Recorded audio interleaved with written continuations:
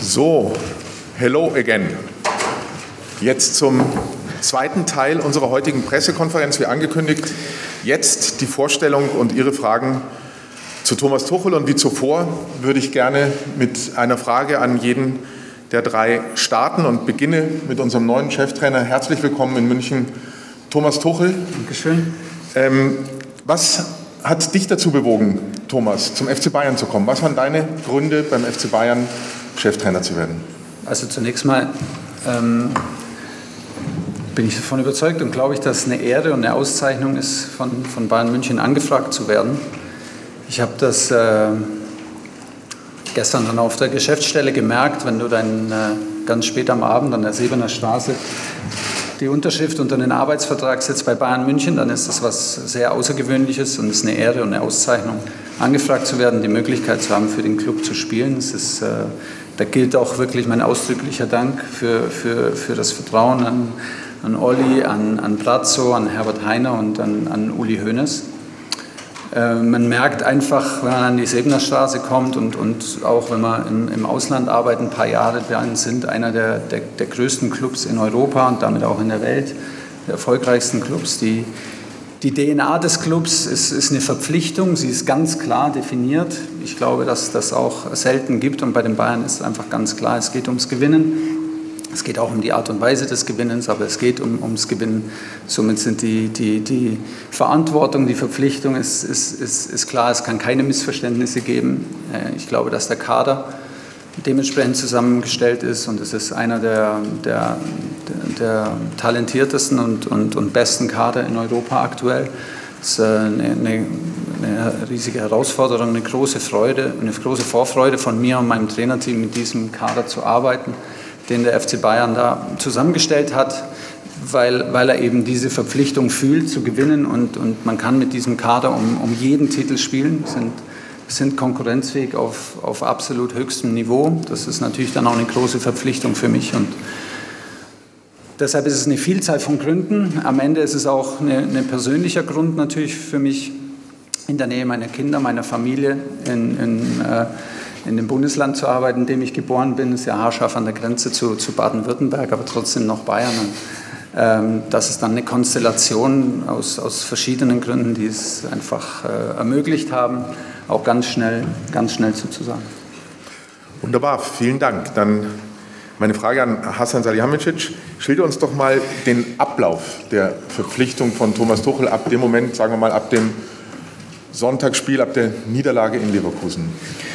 Also jetzt habe ich es erklärt, wie das erstmal war am Sonntagabend. War natürlich super enttäuscht, haben Montag uns zusammengesetzt, haben wir beim FC Bayern und dann habe ich Dienstagmittag mein Telefon genommen und habe Thomas angerufen. Dann sagt er, was willst du? Ich sage, wenn du keinen Bock hast, dann leg auf. Und wir sind alle Profis. Wir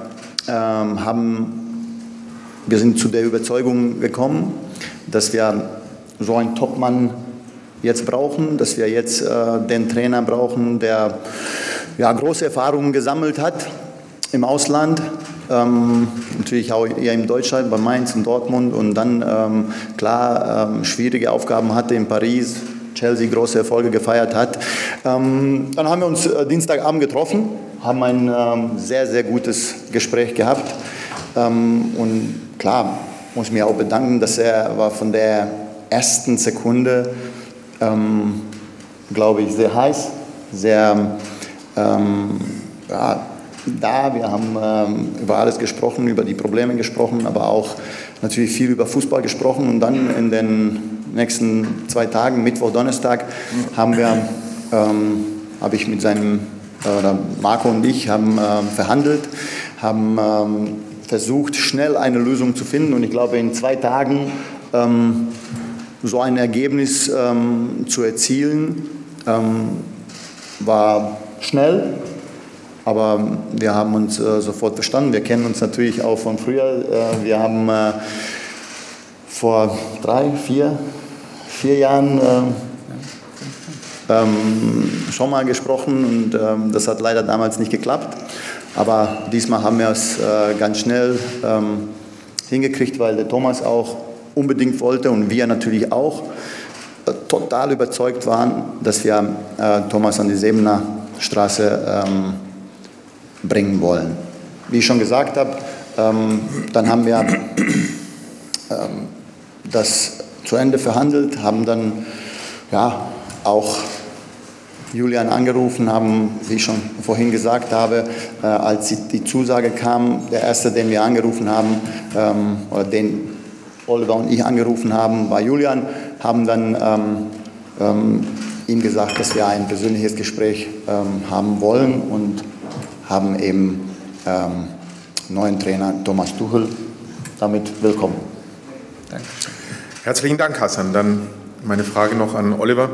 Warum ist Thomas Tuchel der richtige Trainer für den FC Bayern? Ja, ich denke, über seine Qualitäten als Trainer, da müssen wir jetzt nicht diskutieren. Die sind überragend. Und wenn man auch seinen Werdegang verfolgt, auch das ist beeindruckend.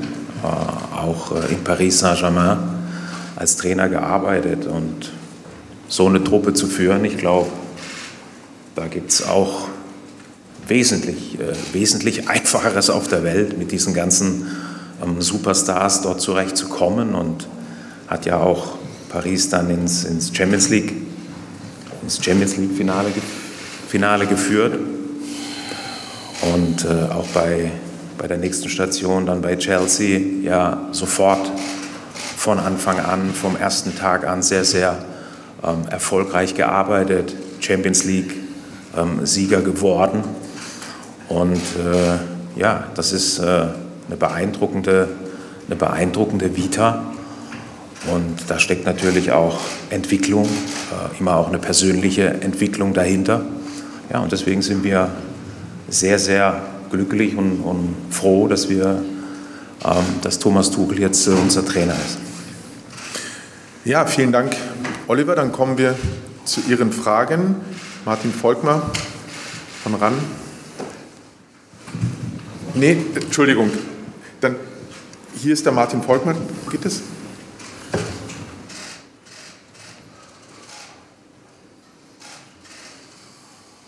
So, jetzt aber. Danke.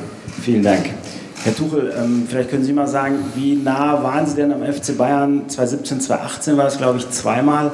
Waren Sie damals selber noch nicht so weit oder wären Sie damals schon gekommen? Und die zweite Frage, stimmen die Berichte, dass Ihre Seite da auch ein bisschen Druck gemacht hat nach dem Motto, entweder jetzt, sonst könnte es wieder zu spät sein, weil andere Angebote auf dem Tisch liegen? Nein, das ist nicht die Art der Verhandlungen, nicht die Art der Kommunikation. Die passt weder zu mir noch zu meinem Management, die mich vertreten. Es war sehr überraschend, der Zeitpunkt war total überraschend, auch am Dienstag für mich. Ich habe überhaupt nicht damit gerechnet, es gab keinerlei Kontakte vorher. Deshalb war, um Ihre Frage zu beantworten, meine grundsätzliche Idee, oder ich bin eigentlich davon ausgegangen, dass ich meine Karriere im Ausland fortsetze, weil ich, wie gesagt, keinen Kontakt hatte, nicht damit gerechnet habe. Aber das als Druckmittel zu benutzen, liegt uns absolut fern. Das erste Gespräch war spät am Dienstagabend, als ich damit konfrontiert wurde, und wie öfters bei mir muss ich dann auch mal drüber schlafen und mal drüber nachdenken, was jetzt eigentlich gerade passiert, weil wir eigentlich damit nicht gerechnet haben, und trotzdem die Begeisterung, die Größe der Aufgabe, die Herausforderung hat dann sofort überwogen, und dann, glaube ich, kann man es auch nur in 2 Tagen hinbekommen, wenn sich alle sicher sind und wenn man offen und sehr direkt und ganz klar miteinander kommuniziert und nicht taktiert und nicht andere Vereine und andere mögliche Optionen anführt, um Druck auszuüben. Es war schon mal sehr eng, dann war aber Jupp Heynckes noch im Amt, und ich finde, der FC Bayern hatte damals jedes Recht, auf Jupps Entscheidung zu warten, und ich finde, der FC Bayern hatte damals auch, und das habe ich auch dann in dem letzten Telefonat, das wir damals geführt haben, als meine Entscheidung für Paris feststand, ganz klar gesagt, dass ich niemandem böse bin und das auch gar nicht persönlich nehme, weil ich hätte es wahrscheinlich damals an Uli Hoeneß seiner Stelle auch getan, im Jupp das nicht zu glauben und einfach so lange wie möglich zu hoffen und zu warten, dass er doch noch weitermacht. Ich konnte nur damals nicht warten auf diese Entscheidung, weil dann in der Zwischenzeit eine sehr reale Option kam und dann ist es so wie jetzt. Es war auch damals dann nicht angemessen, weder den FC Bayern unter Druck zu setzen oder Paris unter Druck zu setzen und das gegeneinander auszuspielen, sondern für mich geht es einfach nur darum, mit wem sitze ich am Tisch, ist es etwas, was mich reizt, passt es zu mir, es ist eine große Herausforderung und alle diese Punkte sind gegeben und deshalb ging es sehr schnell und deshalb ist es eine Top-Lösung für mich. Ja, vielen Dank. Christian Falk von Bild, Sportbild. Thomas, ja. Du hast gesagt, der Kader gibt her, dass man um alle Titel mitspielen kann. Ja. Zum Spielsystem, es war jetzt im Vorgespräch schon ein bisschen zwischen Mannschaft und Trainer nicht so gepasst. Hast du denn schon eine konkrete Vision, wie du spielen lassen willst? Oder gibst du dir noch ein paar Zeit- und Trainingseinheiten, wo du sagst, das schaue ich mir jetzt erstmal an? Oder ich würde gern ein paar Trainingseinheiten Zeit geben. Ich fürchte nur, es wird keine geben. Ich habe meinen Trainingsplan angeschaut und mit den Nationalspielern bedeutet das im Umkehrschluss, dass wir uns sehen werden, aber am Freitag vielleicht zum ersten Mal trainieren, vor dem Samstag. Und dann, glaube ich, geht's. Also es war ja auch deshalb überraschend, weil absolut die Möglichkeit zu dem Zeitpunkt, zum jetzigen Zeitpunkt in der Hochphase der Saison besteht ja die Möglichkeit, wirklich alle Titel zu holen. Das ist zum einen natürlich dann ein überraschender Zeitpunkt, aber zum anderen, glaube ich, nicht angesagt für große Wechsel in der Systematik, große Wechsel in den Abläufen zu Spielen, bevor Spielen. Ich glaube, das ist jetzt nicht nötig. In Details ja, weil es gibt mit Sicherheit Gründe, weshalb die Ergebnisse und die Leistungen so in den letzten Wochen dazu geführt haben, dass die Entscheidung gefällt wurde. Das muss es auf jeden Fall geben, aber ich glaube, weniger ist mehr und ich habe eine Idee davon, was man machen kann. Ich habe volles Vertrauen, große Vorfreude auf den Kader. Das setzt mich natürlich unter Druck, aber so ist es. Wenn du bei Bayern unterschreibst, dann brauchen wir auch nicht drum herum reden. Dann geht es darum, alle Titel mitzuspielen und so viel wie möglich zu gewinnen. Und wie ich gesagt habe, weniger ist mehr. Und mal abwarten, da gehört auch ein Feedback von den Spielern dazu. Und da gehört jetzt auch von unserer Seite, von mir und meinem Trainerteam, eine tiefere Analyse dazu. Dafür war eigentlich gar keine Zeit, weil es war zwischen Donnerstagabend und zwischen Dienstagabend, Donnerstagabend nicht nur Verhandlungszeit und jetzt beginnt es eigentlich tiefer in die Analyse einzusteigen. Ja, vielen Dank. Machen wir weiter mit Torben Hoffmann von Sky, danach Marc Gabel und dann hier vorne. Ja, herzlich willkommen, Thomas. Ja, kurze Frage. Du hast es schon kurz anklingen lassen. Wenig Zeit jetzt vor Borussia Dortmund, dann ist gleich wieder englische Woche, Pokal gegen Freiburg, Bundesliga, Man City. Wenig Zeit in den Trainingseinheiten da irgendwie Impact zu geben, aber wo siehst du persönlich jetzt so den Ansatz, die Mannschaft jetzt auch irgendwie zu catchen und sind das Einzelgespräche, Gruppengespräche, wie geht man das als Trainer an, der jetzt tatsächlich sehr, sehr wenig Zeit auf dem Trainingsplatz hat? Ja, und trotzdem bin ich immer ein großer Fan, es auf dem Trainingsplatz dann zu regeln und sich nicht tot zu reden und nicht tot zu analysieren, weil es werden jetzt auch nicht alle Spieler super happy sein und das ist ganz normal. Also da passiert ein großer Umbruch, wenn der Cheftrainer geht in der entscheidenden Saison. Da kann Unsicherheit entstehen. Vielleicht ist es für manche Spieler so, dass sie eher wieder eine neue Chance sehen. Das ist doch hier nicht anders wie überall anders auch. Und deshalb glaube ich, dass man am allerschnellsten Vertrauen zueinander fasst, wenn man auf den Platz geht tatsächlich. Und wenn es nur kleine Übungen sind, wenn es vielleicht nur kurze Spielformen sind, am Donnerstag und am Freitag erstmal über Kleingruppen und am Freitag dann zusammen, Samstagvormittag vielleicht noch eine kleine Einheit reinquetschen für taktische Dinge, dann ist das, glaube ich, trotzdem der größte Schritt, um da an den Verhaltensweisen dann kleine Schritte folgen zu lassen. Dass dann Gruppengespräche dazugehören und dass ich mir Feedback hole auf jeden Fall von den Spielern, aber ich möchte auch jetzt niemanden überfrachten, auch mich nicht mit 20 verschiedenen Meinungen und Sichtweisen. Ich glaube, dass das dann allen hilft, egal wie die Gefühlslage ist, dann rauszugehen am Ende auf den Platz und das Gras zu riechen und einen Ball zu sehen und eine gute Spielform hinzukriegen, ein gutes Training hinzukriegen, um einfach Vorfreude zu schaffen für einen Samstagabend. Das ist ein Riesenspiel, das ansteht. in der Konstellation natürlich noch größer für uns, als es für euch alle wünschenswert war und für uns jetzt wünschenswert war, aber so ist es und da gilt es jetzt, glaube ich, eher Vertrauen zu schaffen, Vorfreude zu wecken und gemeinsam loszulegen. Ja, danke. Dann Marc Gabel. Ja, Herr Tuchel, auch von mir herzlich willkommen.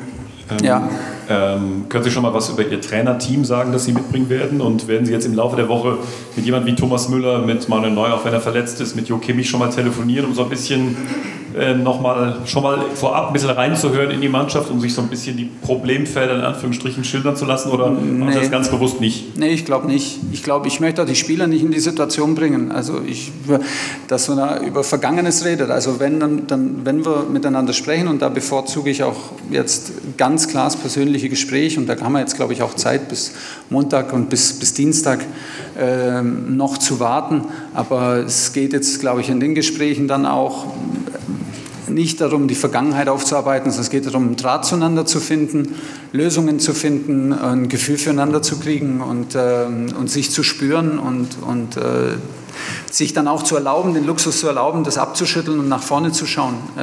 Egal, wie du dazu stehst und egal, wie sich das anfühlt, weil es ist eine entscheidende Saisonphase und es gilt am Samstag das erste Ausrufezeichen, den ersten Schritt zu gehen, das erste Ausrufezeichen zu setzen. Was war der erste Teil Ihrer Frage?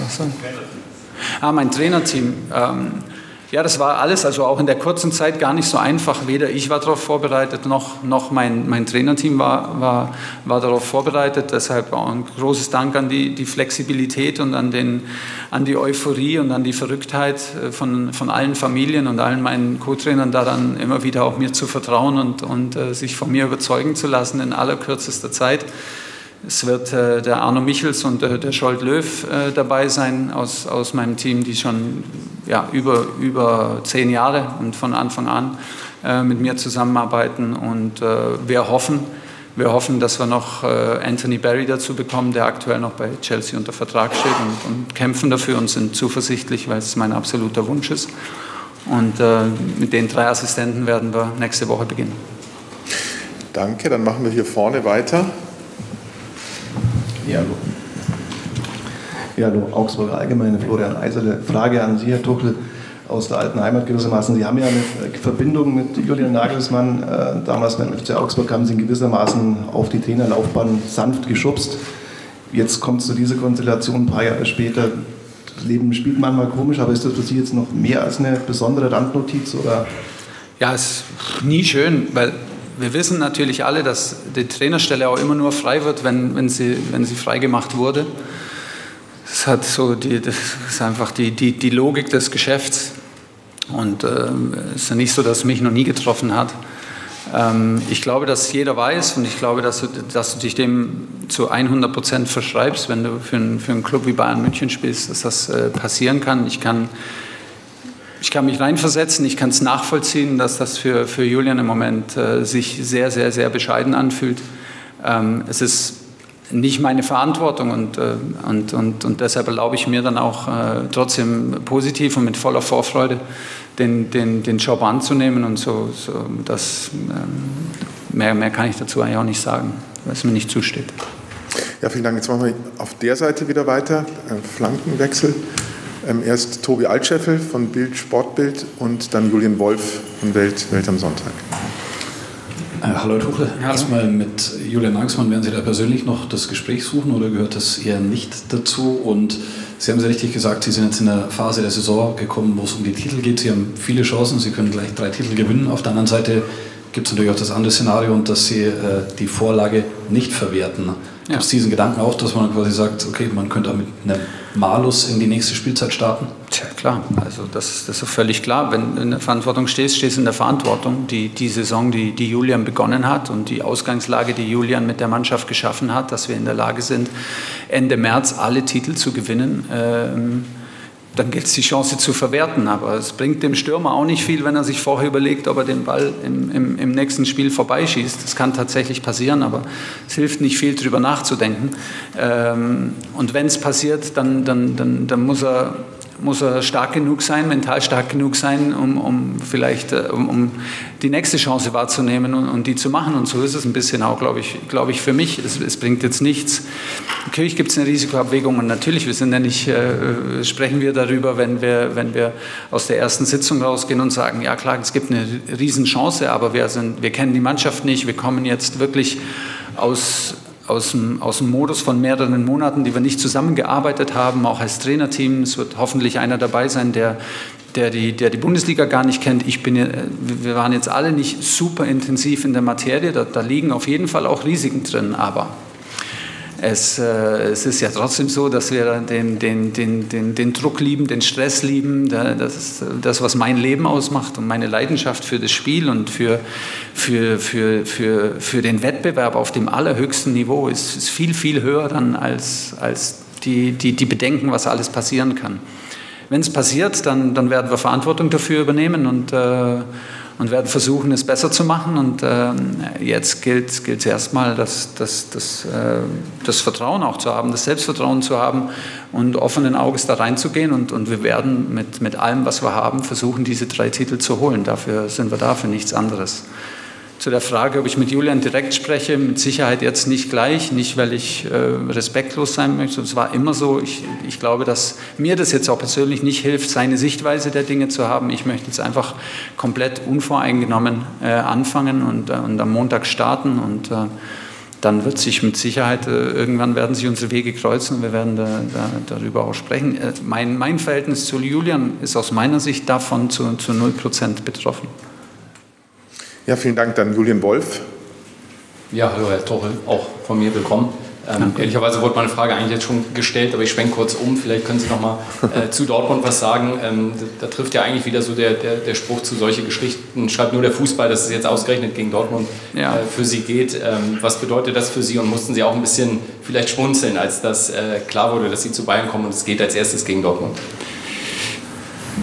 Ja, weil, also ob Sie es mir glauben oder nicht, ich war relativ naiv in dem ersten Gespräch, in den ersten 30 Sekunden, weil ich wusste nicht, was wir besprechen und um was es geht. Und als es dann irgendwie sehr schnell klar wurde, dass es tatsächlich um sofort geht, ist der Groschen dann erstmal gefallen, dass es dann natürlich auch direkt mit Dortmund startet, mit einer Länderspielpause davor.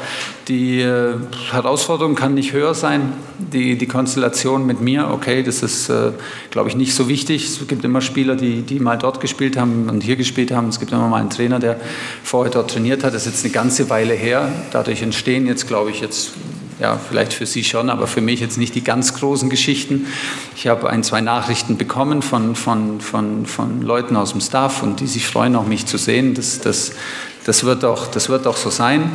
Aber die Wichtigkeit ist natürlich ganz klar. Es ist das Spiel im deutschen Fußball. Es hat jetzt eine ganz neue Brisanz bekommen durch unseren Rückstand in der Tabelle.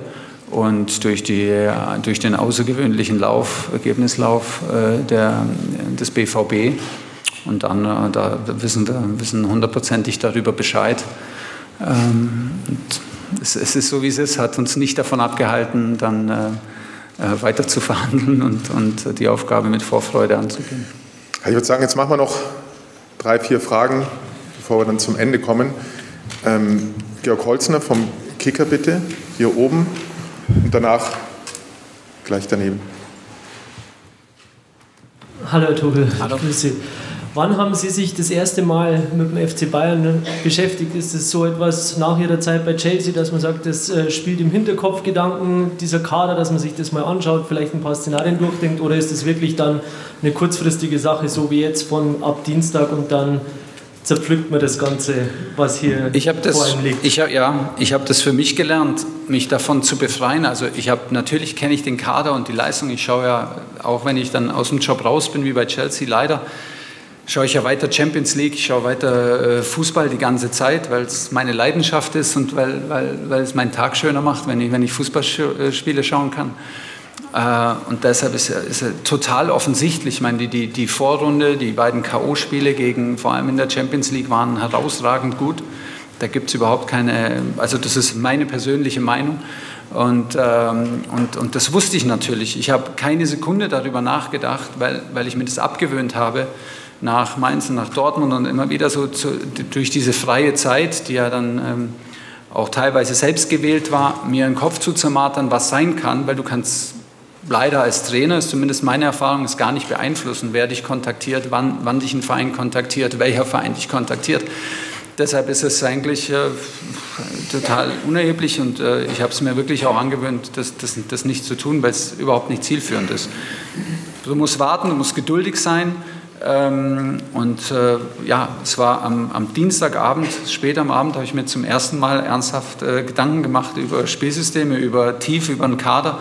Aber der Eindruck auch von außen, wenn Sie bei Chelsea arbeiten, die haben mit Frank Lampard in dem Corona-Turnier dann in der Champions League sehr, sehr deutlich verloren. Die Meinung bei Chelsea über Bayern München, die Meinung in England über Bayern München, in Paris, die ist extrem hoch, egal ob Sie mit Spielerberatern, Spielern, Vereinsverantwortlichen sprechen, und das hat einen Grund. Niemand spielt gerne gegen Bayern, weder in Europa noch in der Bundesliga. Und deshalb das ist total offensichtlich, die Größe des Clubs, die Stärke, die Kraft, die der Club hier entwickeln kann. Das ist einfach, darüber braucht man nicht lange nachdenken. Und das triggert natürlich sofort. Und deshalb hat das dann am Dienstagnacht dann begonnen. Jetzt machen wir die letzten 2 Fragen. Die Dame hier vorne, bitte.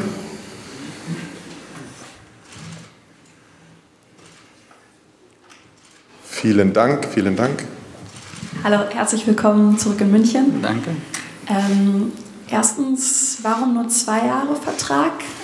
Der Vorgänger hatte 5. War das Ihre Entscheidung? Und die zweite Frage, jetzt nach der Premier League, ist das jetzt ein Rückschritt von der Qualität her, in der Bundesliga zu spielen? Also einfach mal direkte Frage, würde Union Berlin oder Freiburg in England auch unter den Top 6 stehen? Sie werden mich nicht verleiten, jetzt über Union Berlin und Freiburg zu sprechen, was mir in keiner Weise zusteht. Aber ich glaube schon, dass auch kein Geheimnis ist, dass die Liga in England, die Premier League, natürlich eine extrem außergewöhnliche Liga ist, mit der höchsten Herausforderung aktuell in Europa. Und dazu stehe ich nach wie vor, weil das war meine Meinung, als ich bei Chelsea trainierte, das war meine Erfahrung am eigenen Leib, und das hat sich jetzt auch nicht geändert, weil ich in die Bundesliga zurückgekommen bin. Ich finde, und ich habe es auch gesagt, ich finde, dass der FC Bayern, um die Frage ein bisschen umzudrehen, einen Kader hat, der in der Premier League um den Titel spielen würde, in der Breite und in der Tiefe. Und einen Kader auch aktuell hat, der 20 Mannschaften, der 4 Spiele mehr spielen könnte als in der Bundesliga, der 2 Pokale spielen könnte und der auch mit 6, 7 absoluten Top-Teams konkurrieren könnte um den Titel. Das ist eigentlich der Umkehrschluss für mich. Und ich vergesse ständig einen Teil der Frage. Zum 2-Jahre-Vertrag. Ja, ist ein Fortschritt. Bei Chelsea mit 18 Monaten angefangen. Jetzt haben wir 2 Jahre und, glaube ich, 2 Monate. Das ist für mich, spielt es keine große Rolle. Ich fühle mich extrem wohl mit der Laufzeit. Es gab mal ein paar Minuten die Diskussion, ob 2 oder 3. Wissen Sie, wir können da ganz ehrlich drüber sprechen. Wenn das gut ist, dann werden wir es versuchen zu verlängern, wenn sich alle wohlfühlen. Und wenn sich irgendjemand auf dem Podium nicht wohlfühlt, dann wird es auch nicht länger gehen, egal was auf dem Arbeitspapier steht. Denn deshalb ist ein Beruf, in dem es um Leistung geht, ist ein Beruf, in dem es wirklich, glaube ich, auch um Momente geht. Kader verändern sich, Führungsstrukturen verändern sich, manchmal auch zum Leidwesen habe ich das erfahren in Chelsea, dass sich komplette Führungen verändern.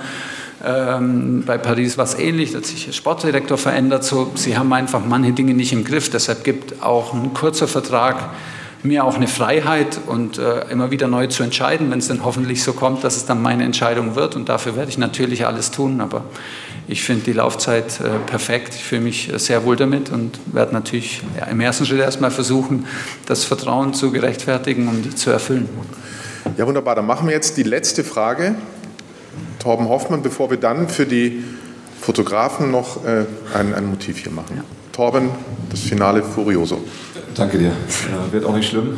Hassan, wie geht es eigentlich weiter mit Michael Rechner, mit dem Torwarttrainer, den ja vor kurzem Julian Nagelsmann auch noch haben wollte, der installiert worden ist? Macht er weiter? Thomas, für dich dann auch kein Problem? Ja, er macht weiter. Er ist ein absoluter Topmann und der wird bleiben und mit uns zusammenarbeiten. Das haben wir schon besprochen. So, dann herzlichen Dank an alle. Jetzt machen wir noch das Fotomotiv.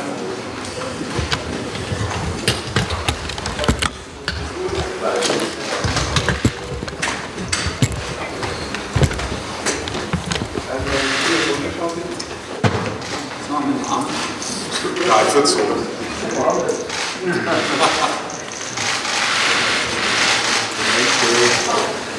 Ja. Hand runter.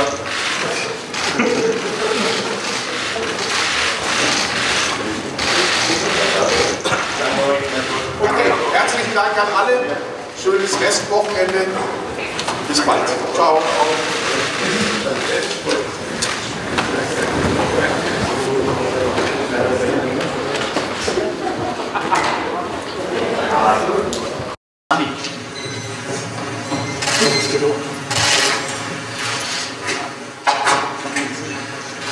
Servus. Grüß Gott. Servus. Ja, guten Morgen.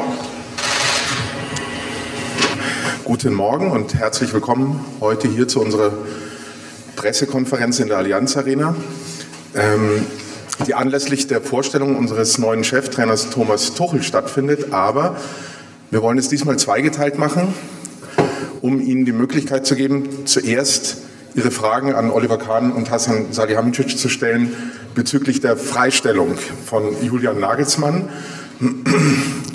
Und danach werden wir den Thomas Tuchel dann dazu holen, damit man ihn dann vorstellen kann und wir Ihre Fragen dann zu Thomas Tuchel haben.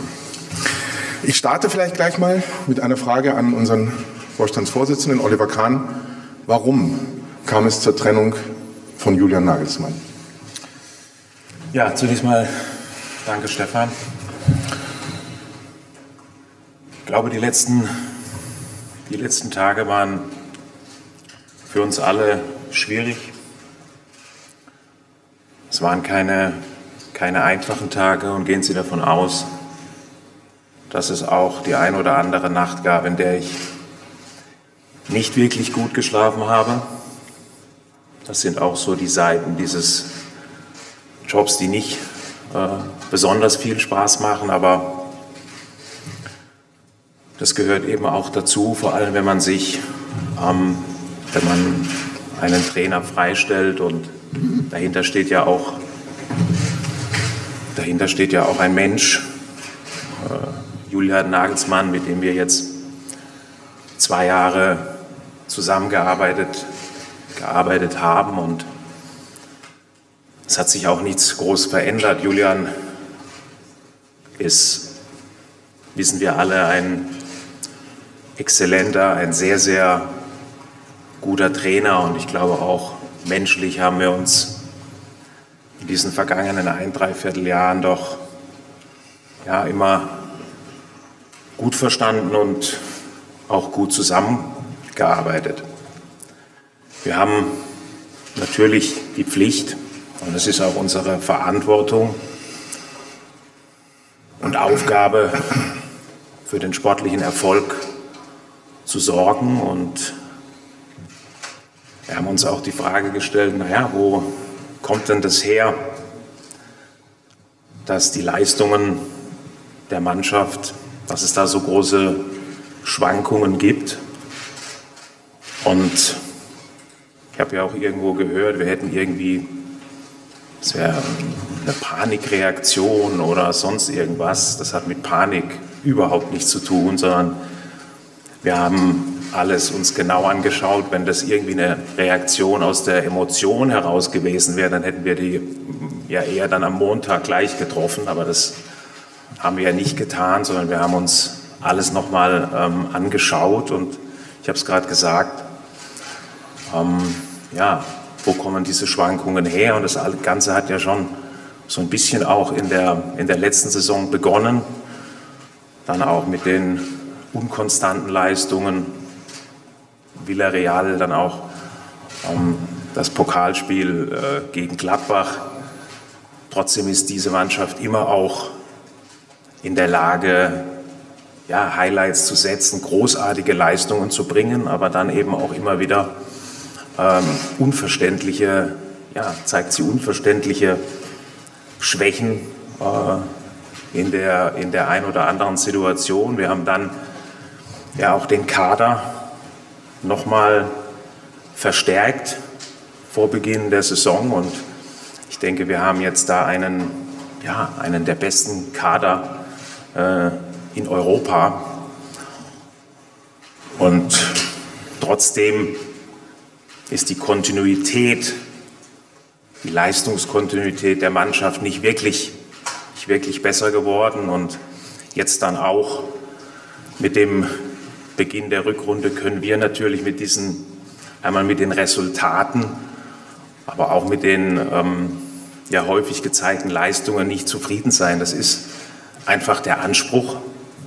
Das ist der Anspruch, den wir als FC Bayern München haben. Das ist der Anspruch, der in der DNA des FC Bayern verankert ist. Und wir alle wissen, wir haben dann nach der Winterpause mit 3 Unentschieden sind wir dann gestartet, sind dann sehr, sehr schwer in die Saison gekommen. Und wenn man sich eben jetzt dann zum heutigen Tag alles anschaut, dann haben wir aus 10 Spielen 5 in der Bundesliga gewonnen, 3 unentschieden gespielt und 2 verloren. Ich wiederhole mich gern nochmal, das ist nicht unser Anspruch und auch die Mannschaft hat es ja schon artikuliert. Und deswegen mussten wir dann irgendwann eben eine Entscheidung treffen und wir alle wissen, die Ziele beim FC Bayern sind immer die höchsten. Und natürlich hätten wir uns es jetzt einfach machen können und hätten jetzt es weiterlaufen lassen können und hoffen können, dass wir jetzt endlich diese Konstanz bringen, die wir uns alle wünschen. Ich glaube, wir haben die Spiele gesehen, wir haben das Spiel gesehen gegen Paris Saint-Germain, wo die Mannschaft ja gezeigt hat, was sie kann und zu was sie fähig ist. Und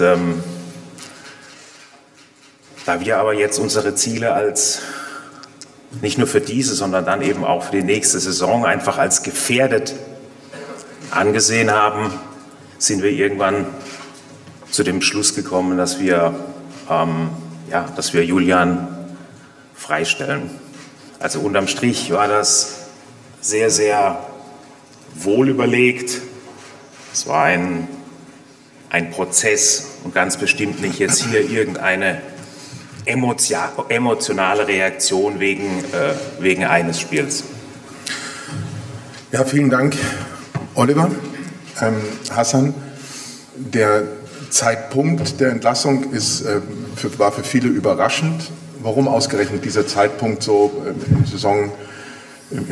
zu dem Zeitpunkt der Saison, wo es in die heiße Phase geht? Na, erstmal, ihr könnt euch ja vorstellen, wie schwierig das für mich emotional ist, mit Julian, sage ich mal, das zu beenden. Wir haben eine sehr gute, vertrauensvolle Zusammenarbeit gehabt. Es ist wirklich schwer gewesen, diese Entscheidung zu treffen. Ich weiß, es ist auch keine populäre Entscheidung in diesem Moment. Man kann sie verstehen oder auch nicht, aber wir haben uns das, wie der Oliver das gesagt hat, wohl überlegt, nach bestem Wissen und Gewissen und haben für den FC Bayern die beste Entscheidung unserer Meinung nach getroffen. Wir haben angefangen im März letzten Jahres diese wellenartige Leistungskurven gehabt, immer wieder Phasen, wo wir diese Leistungen überhaupt nicht gebracht haben, wo wir unverständlich Spiele aus der Hand gegeben haben, verloren haben. Im September auch wieder eine Phase gehabt, wo wir uns schwer getan haben. Vor der WM haben wir das ordentlich gemacht, sehr gut gemacht. Aber wenn man Und das haben wir natürlich alles analysiert, ist ja auch unser Job. Wenn man jetzt den zweiten Part der Saison anschaut, muss man sagen, dass es jetzt auch keine Phase mehr ist, sondern einfach diese Konstellation nicht mehr gepasst hat.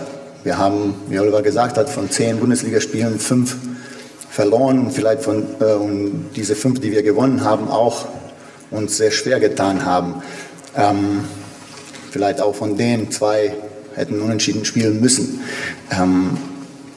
Wenn diese Leistungskurve ständig nach unten geht, wenn die Spieler nicht in Topform kommen, wenn die Entwicklung genau in die andere Richtung geht, auch wenn wir natürlich zwischendurch, muss man auch sagen, dieses Paris-Duell sehr, sehr gut gemacht haben und Paris ausgeschaltet haben, aber wenn man sich jetzt wieder das Spiel gegen Leverkusen angeschaut hat, wo wir wirklich erste Halbzeit überhaupt nicht da waren, keine Zweikämpfe richtig geführt haben, uns vorgeführt haben, natürlich von der Mannschaft, die auch Donnerstag schon gespielt hat, dann mussten wir natürlich uns Montag hinsetzen und nochmal Spiel für Spiel, nochmal Phase für Phase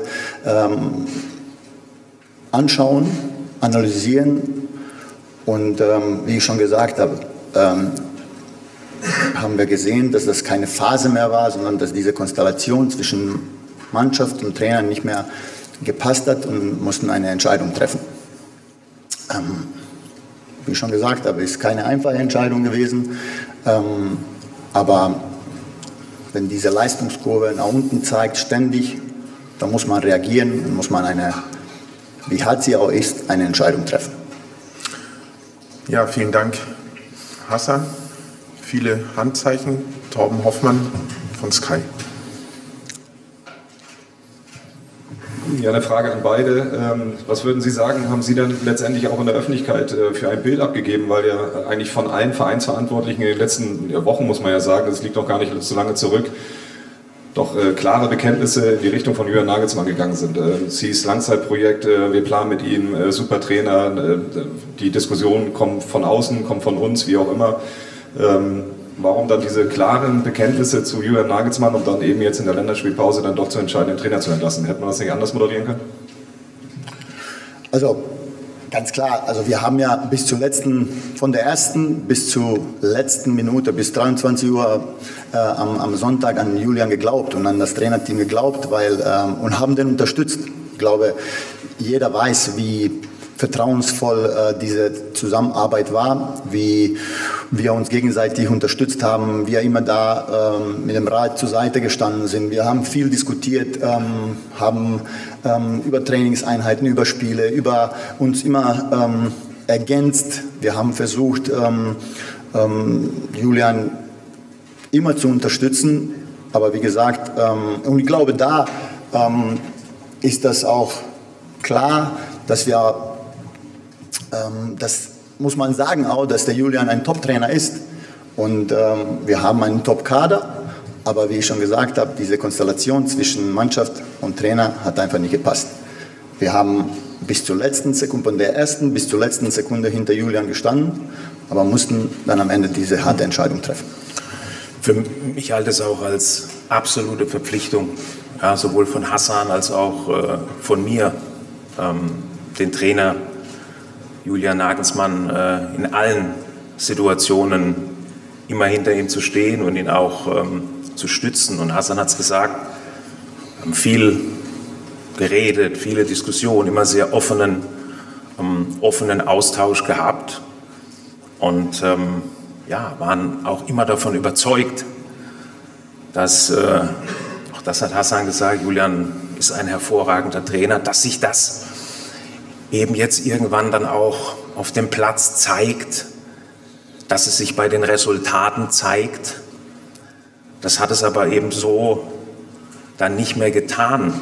Und dann muss man eben auch, und das ist unsere Aufgabe, diese Verantwortung wahrnehmen und eben auch unpopuläre Entscheidungen mal treffen, die eben nicht jeder sofort versteht.